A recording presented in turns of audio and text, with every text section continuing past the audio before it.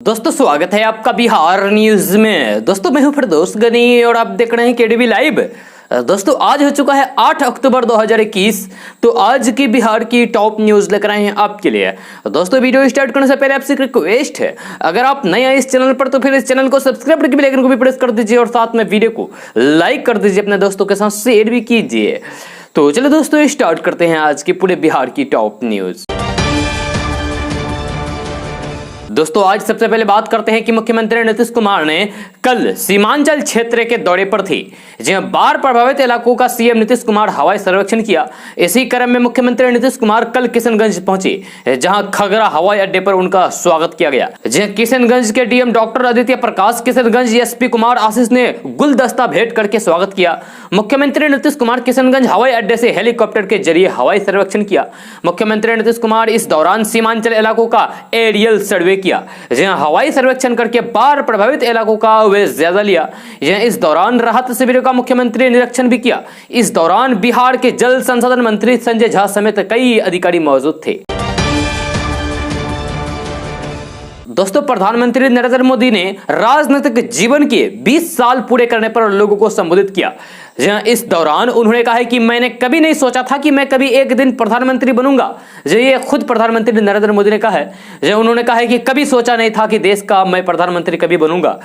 आपको बता दें कि प्रधानमंत्री नरेंद्र मोदी गुरुवार को उत्तराखंड में स्थित ऋषिकेश से देश के अलग अलग हिस्सों में 35 ऑक्सीजन प्लांट्स का उद्घाटन करने आए थे। इस दौरान उन्होंने अपने सार्वजनिक जीवन की यात्रा पर पीएम ने कहा है कि आज के ही दिन 20 साल पहले मुझे जनता की सेवा का एक नया दायित्व मिला था। प्रधानमंत्री नरेंद्र मोदी ने कहा है कि लोगों के बीच रहकर लोगों की सेवा करने की मेरी यात्रा तो कई दशक पहले से चल रही थी, लेकिन आज से 20 साल पहले गुजरात के मुख्यमंत्री के रूप में मुझे नई जिम्मेदारी मिली। उन्होंने कहा है कि सरकार के मुखिया के तौर पर पहले मुख्यमंत्री और फिर देश के लोगों के आशीर्वाद से देश का प्रधानमंत्री बना, लेकिन इसकी कल्पना मैंने कभी नहीं की थी। जी प्रधानमंत्री नरेंद्र मोदी ने कहा है कि 20 साल की ये अखंड यात्रा आज अपने 21वें वर्ष में प्रवेश कर रही है। दोस्तों देश के कई राज्यों में 2 पहिया गाड़ी चलाने वालों के लिए डबल हेलमेट का नियम लागू है, यानी कि गाड़ी चालक और पीछे बैठने वाले शख्स दोनों को हेलमेट पहनना अनिवार्य है। वहीं बिहार में भी इसको लेकर कवायद तेज कर दी गई है। हालांकि ये नियम ज्यादातर लोगों को पसंद नहीं आ रही है। ऐसा इसीलिए क्योंकि आधे से भी ज्यादा लोग टोपीनुमा हेलमेट साथ लेकर चलते हैं, जिससे वह जुर्माने देने से बचते हैं, जबकि ये नियम उनकी ही सुरक्षा के लिए लागू किया गया है। इसको लेकर परिवहन मंत्री शीला कुमारी ने बताया है कि अच्छी गुणवत्ता के हेलमेट नहीं धारण करने या फिर बिना हेलमेट 2 पहिया वाहन चलाने से सड़क दुर्घटना के फलस्वरूप मृत्यु की संभावना बढ़ जाती है। इसी को लेकर मंत्री जी ने निर्देश दिया है कि मोटरसाइकिल खरीदते समय ही लोगों को अच्छी गुणवत्ता वाला हेलमेट ले लेना होगा। दोस्तों बिहार में भ्रष्टाचार की जड़ें इतनी लंबी और गहरी है कि उसे जितना खोदिए वह उतनी ही लंबी हो जाती है। भ्रष्टाचार का ऐसा ही एक मामला बिहार में सामने आया है। आर्थिक अपराध इकाई यानी कि ईओडब्ल्यू ने जब रेत के अवैध खनन और रेत माफियाओं से सांठगांठ के आरोप में प्रदेश खनन विभाग के असिस्टेंट डायरेक्टर्स के खिलाफ कार्रवाई की तो उनकी आंखें फटी की फटी रह गई। जहां आरोपी अधिकारी संजय कुमार के पास 1 करोड़ 30 लाख रुपए की आय से भी अधिक संपत्ति का पता चला है। इतना ही नहीं, इस अकुल काली कमाई से पटना से नोएडा तक प्रॉपर्टी अर्जित कर ली गई है। धन कुबेर अधिकारी पर सरकारी पद का दुरुपयोग करते हुए धन संपत्ति अर्जित करने की शिकायत मिली थी, जिसके बाद ईओडब्ल्यू की टीमों ने बुधवार को उनके कई ठिकानों पर एक साथ छापेमारी की। जहां आर्थिक अपराध इकाई की टीम ने असिस्टेंट डायरेक्टर संजय कुमार के पटना के आर्य कुमार रोड में स्थित आलीशान मकान और मेडिकल शॉप के अलावा खेतान मार्केट में स्थित खुशी लहंगा स्टोर में एक साथ छापेमारी की। संजय कुमार पर आरोप है कि उन्होंने बालू माफियाओं को फायदा पहुंचाकर काली कमाई के माध्यम से फ्लैट और दुकानें खरीदी है। इनके पास नोएडा में 3 बीएच और 1 बीएच के एक फ्लैट होने का पता चला है। इसके अलावा पटना के खेतान मार्केट में एक शॉप का पता चला है, जो कि संजय कुमार का ही है। आरोपी अधिकारी और उनके पत्नी के नाम से कुल 17 बैंक अकाउंट में धन राशि जमा है। इनमें से 16 बचत खाते हैं, जबकि 1 करंट अकाउंट बताया जा रहा है। सभी खातों में कुल मिलाकर 1 करोड़ 58 लाख रुपए मिले हैं। इसके अलावा 66 लाख दूसरी जगह पर निवेश करने की जानकारी भी मिली है। जब कुल मिलाकर संजय कुमार के पास आय से 51% अधिक संपत्ति मिली है, जो 1 करोड़ 30 लाख रुपए के बराबर है। दोस्तों शिक्षा व्यवस्था को लेकर वैश्विक संस्थान यूनेस्को ने एक रिपोर्ट जारी की है। इसमें बिहार की शिक्षा व्यवस्था को भी चौपट बताया है। रिपोर्ट्स के अनुसार बिहार के 3700 स्कूल में मात्र एक ही शिक्षक हैं। ये शिक्षक शैक्षणिक और प्रशासनिक दोनों काम करते हैं। वहीं बिहार के स्कूलों में शिक्षकों की क्षमता का 59% पद खाली हैं। इसमें ग्रामीण क्षेत्रों में 89 शिक्षकों की जरूरत है। यूनेस्को ने ये रिपोर्ट जिले स्तर पर डाटा एकत्रित करके जारी किया है। यूनेस्को ने वर्ल्ड टीचर्स डे पर शिक्षा व्यवस्था को लेकर रिपोर्ट जारी की है। इसमें पूरे देश में 11 लाख शिक्षकों के पद खाली हैं। रिपोर्ट के अनुसार देश के 1 लाख से ज्यादा स्कूल में मात्र एक शिक्षक हैं, एक ही टीचर हैं। वहीं बिहार में 2,22,316 शिक्षकों के पद खाली हैं।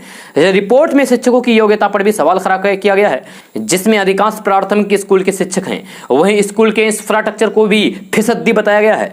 रिपोर्ट्स के अनुसार स्कूल में बिजली, पानी और शौचालय की बेहतर व्यवस्था बिल्कुल भी नहीं है। दोस्तों बिहार के सरकारी स्कूलों में दुर्गा पूजा की छुट्टी 17 अक्टूबर तक रहेगी। वहीं माध्यमिक और उच्च माध्यमिक स्कूलों में 10 से 17 अक्टूबर तक छुट्टी रहेगी। डीईओ अमित कुमार ने बताया है कि 18 अक्टूबर से स्कूल फिर खुलेंगे। एक दिन कक्षा चलेगी, इसके बाद 19 अक्टूबर को फिर से छुट्टी रहेगी। इस तरीके से स्कूल में कक्षाएं 20 अक्टूबर को नियमित चलेगी। दोस्तों कटिहार के रहने वाले शुभम कुमार ने कल सीएम नीतीश कुमार से मुलाकात की है। सीएम नीतीश कुमार ने उन्हें बधाई देते हुए आने वाले भविष्य के लिए शुभकामनाएं भी दी है। सीएम नीतीश कुमार ने शुभम का जोरदार तरीके से स्वागत भी किया। इस दौरान मौके पर कई वरिष्ठ लोग मौजूद रहे। सीएम नीतीश कुमार ने विशेष रूप से शुभम कुमार के साथ एक फोटो भी क्लिक करवाई है। इसके बाद सभी अधिकारियों के साथ भी फोटो ली गई। सीएम नीतीश कुमार से मिलने पहुंचे शुभम कुमार IAS लुक में नजर आए। वहीं सभी के चेहरे पर खुशी दिखाई दी। बुधवार को ही कटिहार के लाल शुभम कुमार के सम्मान में समारोह का आयोजन किया गया था। सम्मान समारोह में शुभम कुमार के साथ साथ उनके माता पिता को भी सम्मानित किया गया। बिहार विधान परिषद की ओर से आयोजित कार्यक्रम में सरकारी सभापति अवधेश नारायण सिंह ने उन्हें और उनके पिता को भी सम्मानित किया। इस कार्यक्रम में स्वास्थ्य मंत्री मंगल पांडे और पंचायती राज मंत्री सम्राट चौधरी समेत विधायक और MLC मौजूद रहे। दोस्तों बिहार में लोकल माल कम होने और बारिश से बाहरी मंडियों से आमद कम होने पर सब्जियों के दाम फिर से चढ़ने लगे हैं। जब त्योहारी सीजन में पहले से खाद्य तेलों का उबाल झेल रहे आम जन के सामने अब बड़ी सब्जियों ने मुश्किलें पैदा कर दी है। हाल यह है कि मात्र 7 दिनों के भीतर सब्जियों के दाम दोगुने हो गए हैं। बड़ी कीमतों से बेंगलुरु से आने वाले टमाटर की रंगत और सुर्ख हो गई है। वहीं नासिक से पहुंचने वाले प्याज की आवक में कमी ने लोगों की आंखों में अभी से ही आंसू लाना शुरू कर दिया है। कई प्रमुख सब्जियां दोगुने दाम पर बिक रही है। कारोबारियों का मानना है कि टमाटर और प्याज की कीमतें अभी और चढ़ने के आसार हैं। वजह त्योहारी सीजन और सहलग के कारण बढ़ने वाली खपत होगी। जहां बेंगलुरु से आने वाले टमाटर और नासिक से आने वाले प्याज की आमद काफी कम हो गई है। मंडी को बैलेंस करने वाले देसी टमाटर अब खत्म हो गई है। लोकल माल कम होने से और खपत तेजी से बढ़ने की वजह से कीमतों में तेजी आई है।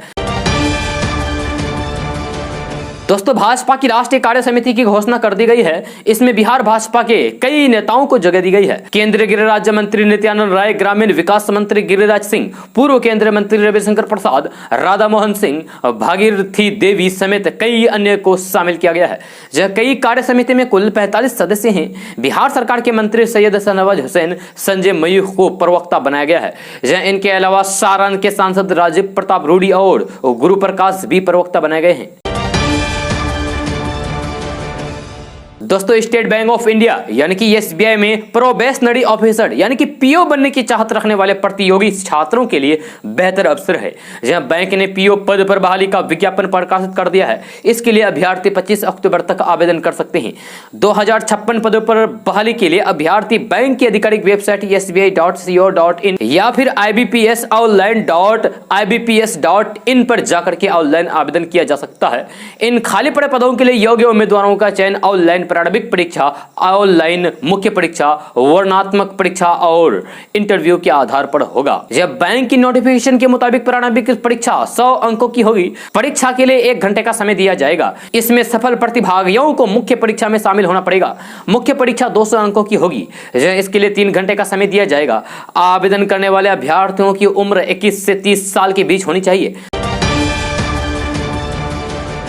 दोस्तों एक कहावत है कि अगर आपकी सुबह अच्छी हो तो पूरा दिन अच्छा निकलता है। यही बात सेहत पर भी लागू होती है। हम सुबह बिस्तर से उठने के बाद जाने अनजाने में ऐसी कई गलतियां कर देते हैं जो दिन भर के लिए सुस्ती, थकान और अनहेल्दी लाइफ स्टाइल की ओर धकेलती है। इन्हीं गलत आदतों की वजह से सेहत के साथ साथ कई काम बिगड़ जाते हैं। तो ऐसे में आज हम आपको बताएंगे कि सुबह उठने के बाद आपको क्या करना चाहिए और क्या नहीं करना चाहिए। हेल्थ एक्सपर्ट कहते हैं कि सुबह देर तक सोना, एक्सरसाइज ना करना, सुबह सुबह खाली पेट चाय या फिर कॉफी पीना, नाश्ते में तली भुनी और अनहेल्दी चीजें खाना आपकी सेहत के लिए नुकसान पहुंचाती है। इसीलिए इन गलतियों से बचना बेहद जरूरी है। सुबह जागने के बाद घंटों बिस्तर पर पड़े रहने से न सिर्फ आपकी दिनचर्या प्रभावित होती है बल्कि आप दिन भर सुस्त और थका हुआ सा महसूस करते हैं। एक जगह काफी देर तक लेटे रहने से शरीर का ब्लड सर्कुलेशन बिगड़ जाता है। ऐसा करने से आपको कई तरह की बीमारियां भी हो सकती है। इसीलिए आपको सुबह उठकर एक्सरसाइज करना चाहिए। दोस्तों, बिहार पंचायत चुनाव 2021 के लिए अलग अलग चरणों में नामांकन की प्रक्रिया जारी है। इस बीच मधेपुरा में एक अनोखा दृश्य देखने को मिला। एक उम्मीदवार भैंसे पर चढ़कर नामांकन करने आए। एक तरफ जहां प्रत्याशी स्कॉर्पियो, थार और फॉर्च्यूनर जैसे महंगे गाड़ियों पर सवार होकर समर्थकों के साथ नामांकन करने आते हैं, वहीं बुधवार को मधेपुरा के कुमारखंड प्रखंड मुख्यालय में मुखिया पद के लिए नॉमिनेशन करने एक उम्मीदवार भैंसे पर चढ़कर आए। दोस्तों, इस वक्त बड़ी खबर पटना से सामने आ रही है। नीतीश सरकार ने बिहार के लगभग 46,000 स्कूलों में प्रधान शिक्षक और हेडमास्टर की बहाली का नोटिफिकेशन जारी कर दिया है। जी हां, शिक्षा विभाग ने वित्त विभाग से औपचारिक सहमति लेकर इस संदर्भ में औपचारिक अधिसूचना जारी कर दी है। अब इन प्रधान शिक्षकों की नियुक्ति की औपचारिक प्रक्रिया शुरू हो जाएगी। आपको बता दूं कि बिहार के प्राथमिक और उच्च माध्यमिक विद्यालयों में 45,852 हेडमास्टरों की बीपीएससी से सीधी नियुक्ति होगी। इसमें 40,518 पद प्राथमिक स्कूलों के प्रधान शिक्षकों की, जबकि 5,334 प्रधान अध्यापक के पद उत्क्रमित उच्च माध्यमिक विद्यालयों के होंगे। दोस्तों, बिहार झारखंड के छात्रों के पास केंद्रीय रिजर्व पुलिस बल यानी कि सीआरपीएफ में शामिल होने का सुनहरा मौका है। दरअसल सीआरपीएफ ने हेड कांस्टेबल के पदों पर भर्ती के लिए आवेदन मांगे हैं। इच्छुक और योग्य उम्मीदवार सीआरपीएफ की आधिकारिक वेबसाइट crpf.gov.in पर जाकर के ऑनलाइन के द्वारा आवेदन कर सकते हैं। नोटिफिकेशन के अनुसार इन पदों के लिए मृतक परिजनों कार्रवाई में मारे गए, लापता चिकित्सकों के रूप में बोर्ड आउट हो गए पूर्व कर्मचारी से संबंधित अभ्यर्थी ही आवेदन कर सकते हैं। ऑनलाइन आवेदन करने की अंतिम तिथि 15 अक्टूबर 2021 है। इन पदों के लिए आवेदन करने वाले अभ्यर्थियों को किसी भी मान्यता प्राप्त बोर्ड से 12वीं पास होना अनिवार्य होगा। अभ्यर्थी के पास 2 या 3 साल के टेक्निकल डिप्लोमा भी होनी चाहिए। जहां अभ्यर्थी को अनिवार्य रूप से हिंदी या फिर इंग्लिश टाइपिंग आती हो। टाइपिंग की स्पीड 35 शब्द प्रति मिनट की होनी चाहिए। दोस्तों, बिहार कांग्रेस पूरी तरीके से फॉर्म में नजर आ रही है। जिस तरीके से कन्हैया कुमार को पार्टी में शामिल करने के बाद बिहार कांग्रेस में नया उत्साह नजर आ रहा है, अब यह उत्साह दोगुना हो सकता है। चर्चा यह है कि लालू प्रसाद के बड़े बेटे तेज प्रताप यादव कांग्रेस का हिस्सा हो सकते हैं, यानी कि तेज प्रताप यादव कांग्रेस में शामिल हो सकते हैं। यह बात सामने आ रही है कि तेज प्रताप यादव बिहार कांग्रेस के नेताओं के संपर्क में हैं और जल्द ही कांग्रेस में जाने को लेकर कोई घोषणा हो सकती है। हालांकि तेज प्रताप या फिर उनके साथ रहने वाले लोगों ने अभी इसकी पुष्टि नहीं की है। आपको बता दें कि जिस तरीके से तेज प्रताप यादव ने अपने छोटे भाई तेजस्वी यादव और आरजेडी के प्रदेश अध्यक्ष जगदानंद सिंह के खिलाफ बगावती सुर अपनाए थे, उसके बाद से ही तेज प्रताप यादव से दूरी बनाए हुए हैं। यह पार्टी के किसी भी कार्यक्रम में वे शामिल नहीं हुए हैं। यहां तक कि 2 दिन पहले पार्टी के प्रशिक्षण कार्यक्रम में भी ना तो तेज प्रताप यादव को बुलाया गया और न ही लालू यादव ने अपने संबोधन में उनका कोई जिक्र किया, जिसके बाद से तेज प्रताप यादव की नाराजगी और बढ़ गई है। रही सही कसर शिवानंद तिवारी ने यह कहकर पूरी कर दी है कि तेज प्रताप यादव को पार्टी से बेदखल कर दिया गया है, पार्टी से निष्कासित कर दिया गया है, जिसके बाद से ही तेज प्रताप यादव को लेकर अटकलें शुरू हो गई थी। दोस्तों, बिहार के 23 इंजीनियरिंग कॉलेजों में कंप्यूटर साइंस की पढ़ाई अगले शैक्षणिक सत्र से शुरू की जाएगी। इसके लिए जल्द ही all India council for technical education से संबंधित कॉलेज पढ़ाई शुरू करने के लिए मान्यता के लिए आवेदन भेजे हैं। इन कॉलेजों में कंप्यूटर साइंस की पढ़ाई शुरू करने के लिए कैबिनेट की स्वीकृति मिलने के बाद विज्ञान एवं प्रौद्योगिकी विभाग ने कवायद तेज कर दी है। आपको बता दूं कि 26 इंजीनियरिंग कॉलेजों में कंप्यूटर साइंस की पढ़ाई के लिए कैबिनेट से स्वीकृति ली गई है। इनमें 3 के लिए SECTE से पहले ही मान्यता ली गई थी, जिनमें इसी सत्र से नामांकन की तैयारी है। ये पूर्णिया, बांका और सुपौल जिले के कॉलेज हैं। वहीं बचे हुए 23 कॉलेजों के लिए मान्यता लिया जाना है, जिनमें अगले सत्र से नामांकन शुरू होगा। जिन 23 कॉलेजों के लिए AICTE से मान्यता ली जाएगी उनमें मुजफ्फरपुर, सहरसा, जमुई, वैशाली, शेखपुरा, बक्सर, भोजपुर, शिवहर, नवादा, कैमूर, पश्चिमी चंपारण, अररिया, औरंगाबाद, किशनगंज, मुंगेर, जहानाबाद, मधुबनी, लखीसराय, खगड़िया, अरवल, सिवान, गोपालगंज और समस्तीपुर जिला शामिल है। दोस्तों, उत्तर प्रदेश में अगले साल होने वाले विधानसभा चुनाव में जदयू अकेले चुनाव लड़ेगा या फिर भारतीय जनता पार्टी यानी कि भाजपा के साथ मिलकर चुनाव लड़ेगी, ये अभी तय नहीं हुआ है। लेकिन संगठन के नेताओं का दावा है कि अगर सम्मानजनक सीटें नहीं मिली तो वे इस बार अकेले चुनाव में उतर जाएगा। जदयू के प्रदेश अध्यक्ष अनूप पटेल ने कहा है कि बीजेपी के साथ जाने पर सहमति बनाने का काम केंद्रीय नेतृत्व का है। उम्मीद है कि सम्मानजनक सीटें मिलेगी। यदि नहीं मिली तो फिर हम अकेले चुनावी मैदान में उतरेंगे और करीब 70 से 75 विधानसभा सीटों पर अपनी तैयारी पूरी की है। दोस्तों, इस वक्त एक बड़ी खबर राजधानी पटना से सामने आ रही है, जहां करंट की चपेट में आने से दंपति की जान चली गई।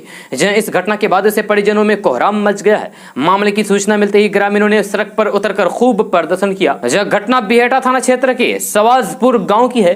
मिली जानकारी के अनुसार पति पत्नी करंट की चपेट में आ गए। इससे पहले कि लोग दोनों को अस्पताल इलाज के लिए ले जा पाते, इससे पहले ही दोनों की जान चली गई। इसके बाद ग्रामीणों ने सड़क पर उतरकर जोरदार प्रदर्शन किया। लोगों ने सड़क पर शवों को रख करके खूब हंगामा किया। दोस्तों, बिहार में त्योहारी सीजन शुरू हो चुका है। इस दौरान यदि आपने गंगा या फिर उससे जुड़ी किसी भी सहायक नदियों में मूर्ति विसर्जन करने की योजना बनाई है तो इसका परिणाम जुर्माना हो सकता है। बिहार सरकार ने गंगा और उसकी सहायक नदियों में प्रदूषण में बढ़ोतरी पर रोक लगाने के लिए राज्यों में विभिन्न बिंदु वाला दिशा निर्देश जारी किया गया है, जिसमें मूर्ति विसर्जन करने पर ग्रामीण इलाकों में 5,000 का आर्थिक दंड तो शहरी क्षेत्र में नियम तोड़ने पर 10,000 रुपए जुर्माना वसूलने का आदेश दिया है। आपको बता दूं कि पर्यावरण, वन और जलवायु परिवर्तन विभाग पॉल्यूशन बोर्ड की सिफारिश पर जुर्माने की राशि को बढ़ा सकता है। नीतीश सरकार ने गजट का प्रकाशन कर दिया है, जब मूर्तियों के निर्माण पर भी बड़ा फैसला लिया गया है। मूर्ति निर्माण घुलनशील पदार्थों से बनाना होगा। दोस्तों, क्रिकेट को अनिश्चितताओं का खेल कहा जाता है, लेकिन राजनीति का हाल भी कुछ ऐसा ही है। जहां अब जन अधिकार पार्टी के राष्ट्रीय अध्यक्ष और पूर्व सांसद पप्पू यादव के सुर बदले बदले से नजर आ रहे हैं। कभी शराबबंदी, कभी कोरोना में स्वास्थ्य व्यवस्था, तो कभी बालू खनन के मुद्दे पर बिहार के मुख्यमंत्री को घेरने वाले पप्पू यादव सीएम नीतीश कुमार की अब जमकर तारीफ कर रहे हैं, सराहना कर रहे हैं। हालांकि इससे इतर पप्पू यादव ने अपने निशाने पर भाजपा और केंद्र सरकार को निशाने पर रखा है। पप्पू यादव ने कहा है कि नीतीश कुमार गंभीर राजनीतिज्ञ है, व्यक्तिगत तौर पर वे उन्हें काफी पसंद करते हैं। बिहार में आज के दौर में बेहतर है, जहां उन्हें नकारा नहीं जा सकता। ये सच है कि सरकार में कई कमियां हैं, जैसे बिहार में लड़कियों के साथ दुर्व्यवहार किया जा रहा है, बिजली बिल प्रकाष्ठा पर है, कोरोना में जान गंवाने वालों के परिवार को एक भी रुपया नहीं मिला। वे लड़ाई तो है, लेकिन व्यक्तिगत रूप में नीतीश कुमार बेहतर है। दोस्तों, पटना, भागलपुर, नालंदा, पूर्णिया सहित बिहार के सभी जिलों में 9 दिन बैंक बंद रहेंगे। अगर आपको बैंक में कोई काम है तो फिर आप अपने काम को जल्द से जल्द पूरा कर लें, वरना आपको परेशानी का सामना करना पड़ सकता है। ताजा रिपोर्ट के मुताबिक अक्टूबर महीने में कई त्योहार पड़ रहे हैं, जिसके कारण बैंकों में 9 दिन छुट्टी रहेगी। हालांकि ऑनलाइन के द्वारा आप पैसों का लेन देन कर सकते हैं, साथ ही साथ ATM से भी पैसे निकाल सकते हैं, इसमें कोई बाधा नहीं आएगी। पटना समेत बिहार के सभी जिलों में 9 दिन बैंक बंद रहेंगे। सबसे पहले 9 अक्टूबर 2021 को दूसरे शनिवार की वजह से बैंक में छुट्टी रहेगी। 10 अक्टूबर 2021 को रविवार के दिन बैंक बंद रहेंगे। 13 अक्टूबर 2021 को महाअष्टमी की छुट्टी रहेगी। 14 अक्टूबर 2021 को महानवमी की छुट्टी रहेगी।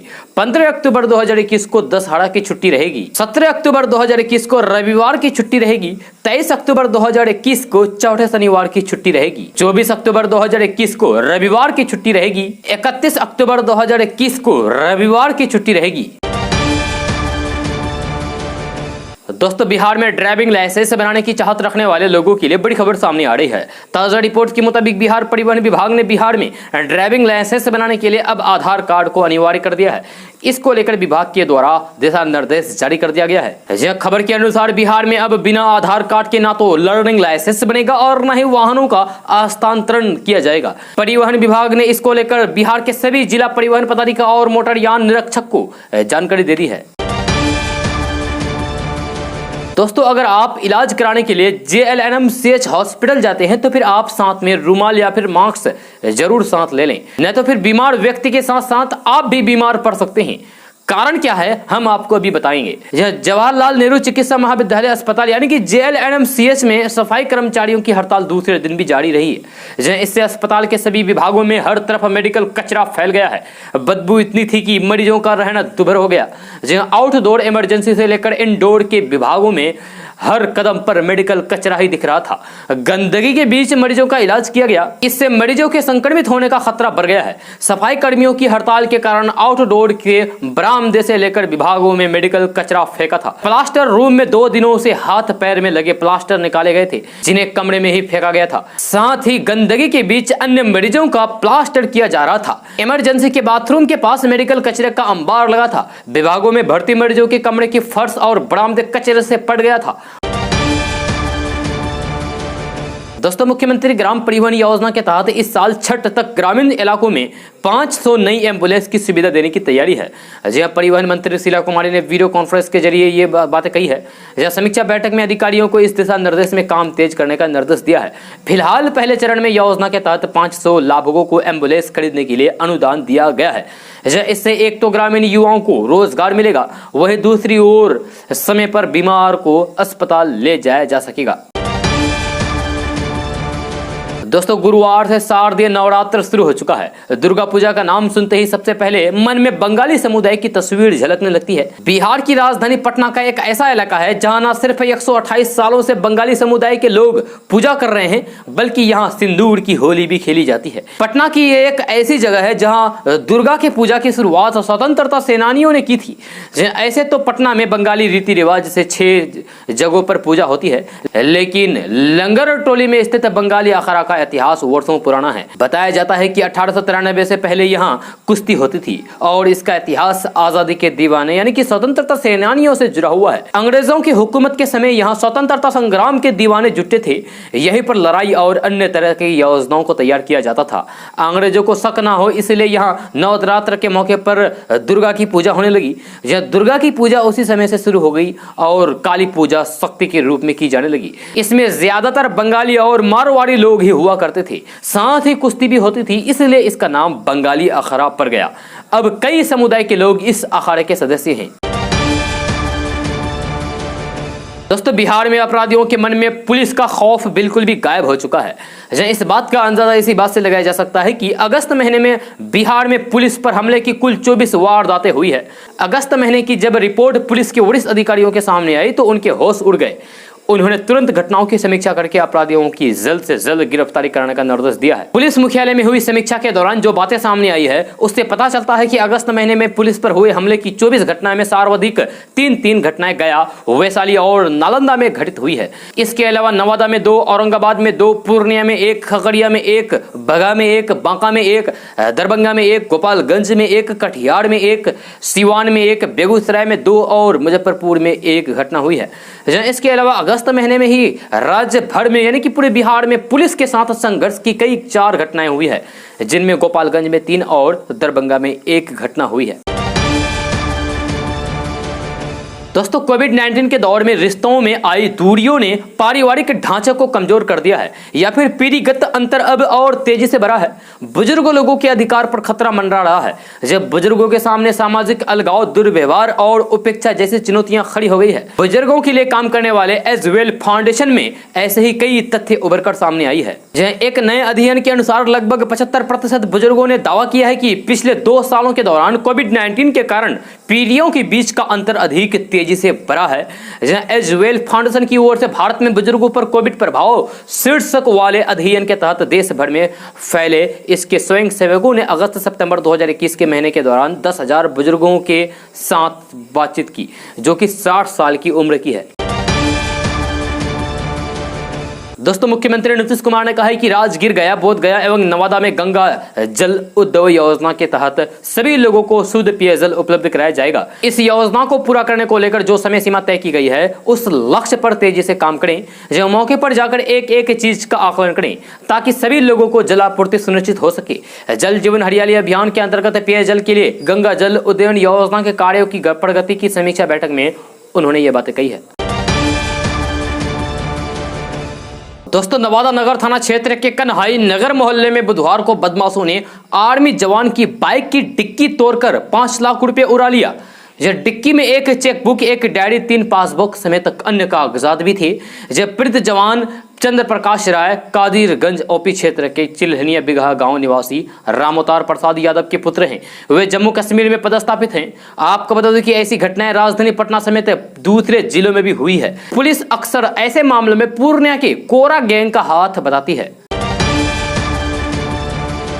दोस्तों दुर्गा पूजा में मौसम कैसा रहेगा ये जानने के लिए लोग गूगल में सर्च कर रहे हैं। तो आपको गूगल में सर्च करने की कोई जरूरत नहीं है, क्योंकि हम आपको भी बताने जा रहे हैं कि दुर्गा पूजा में मौसम कैसा रहेगा। जी हाँ, हम मौसम विभाग की तरफ से जारी किए गए रिपोर्ट में आपको बता रहे हैं। तो दुर्गा पूजा में बारिश नहीं होगी, हल्की फुहार सा आ सकती है। जी हाँ, वो भी आ सकती है, कोई गारंटी नहीं है। मौसम साफ रहेगा, बिल्कुल भी साफ रहेगा। जहाँ दशहरा की रौनक बनी हुई रहेगी, धूप छांव की स्थिति बनी रहेगी। नवरात्र करने वाले लोगों को इस बार गर्मी नहीं सताएगी। सितंबर में कई दिनों तक बारिश से भागलपुर और आसपास सराबोर होता रहा है। नवरात्र शुरू हो रहा है और 15 को विजयदशमी है। बिहार कृषि विश्वविद्यालय के मौसम विभाग की माने तो दुर्गा पूजा में बारिश की संभावना कम है। हालांकि लौटता मानसून का बादल बंदा बूंदी करा सकता है, आसपास से फुहारें भी गिर सकती है। दूसरी तरफ बुधवार को दिन भर धूप छांव की आंख मिचौली जारी रही।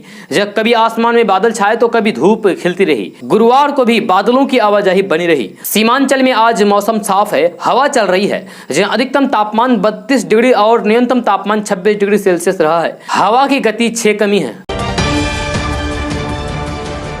दोस्तों अब बिहार में खाने पीने के सामान बेचने वाले को ट्रेनिंग लेनी पड़ेगी।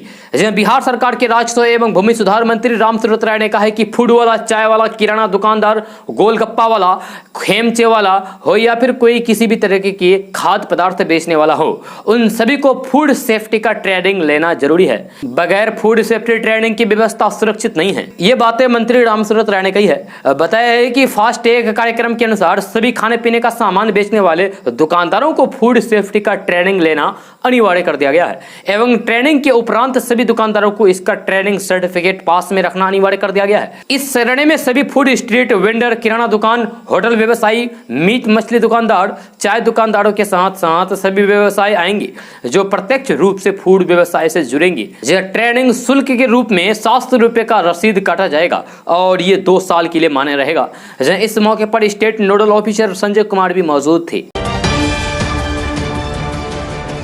दोस्तों बिहार के मुख्यमंत्री नीतीश कुमार दहेज प्रथा के खिलाफ हमेशा सख्त नजर आते हैं। इसी क्रम में बुधवार को उन्होंने बिहार पुलिस को मिले 40 नए पुलिस अधीक्षक से दहेज न लेने के शपथ पत्र पर साइन करा लिए। ये शपथ पत्र सिर्फ पुरुषों को ही नहीं बल्कि महिलाओं से भी भरवाया गया है। इसमें स्पष्ट रूप से लिखा गया है कि इनमें से कोई भी शादी के दौरान लेन देन में शामिल पाया गया तो बिहार सरकार को इन्हें नौकरी से बर्खास्त करने का पूरा अधिकार होगा। बीपीएससी द्वारा आयोजित 64वीं संयुक्त प्रतियोगिता परीक्षा में चयनित इन 40 डीएसपी के प्रमाण पत्र की जांच के बाद इनकी नियुक्ति के आदेश जारी कर दिए गए हैं। सरकार ने सभी पुरुष और महिला डीएसपी को एक शपथ पत्र भरने को कहा है, जिसमें उन्हें यह अनिवार्य रूप से भरना होगा कि वे ना तो 1 रुपया दहेज लेंगे और न ही 1 रुपया दहेज देंगे। इस शपथ पत्र में साफ साफ लिखा गया है कि अगर दहेज से संबंधित कोई भी आरोप लगते हैं तो बिहार सरकार को आपको नौकरी से बर्खास्त करने का पूरा अधिकार होगा। इन 40 डीएसपी में से 13 महिलाएं हैं। बुधवार को गृह विभाग के आरक्षी शाखा ने इसकी अधिसूचना जारी कर दी है। गृह विभाग ने निर्देश दिया है कि सभी अभ्यर्थियों को स्वास्थ्य प्रमाण पत्र, चल अचल संपत्ति की विवरणी, पासपोर्ट साइज की 2 तस्वीर के साथ दहेज नहीं लेने और फिर देने से संबंधित कोई भी घोषणा पत्र अनिवार्य रूप से भरना होगा।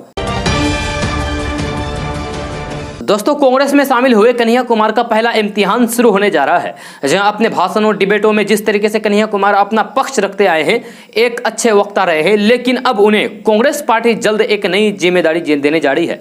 जहां कन्हैया कुमार अब बिहार उपचुनाव में कांग्रेस पार्टी के लिए प्रचार करेंगे, जिसको लेकर कन्हैया कुमार ने INS से बातचीत में कहा है कि पार्टी अगर प्रचार करने के लिए कहेगी तो फिर वे तैयार हैं। महंगाई, बेरोजगारी, कृषि कानून को लेकर देश भर में किसान के प्रदर्शन आदि तमाम मुद्दों को वे बिहार विधानसभा के उपचुनाव में उठाएंगे।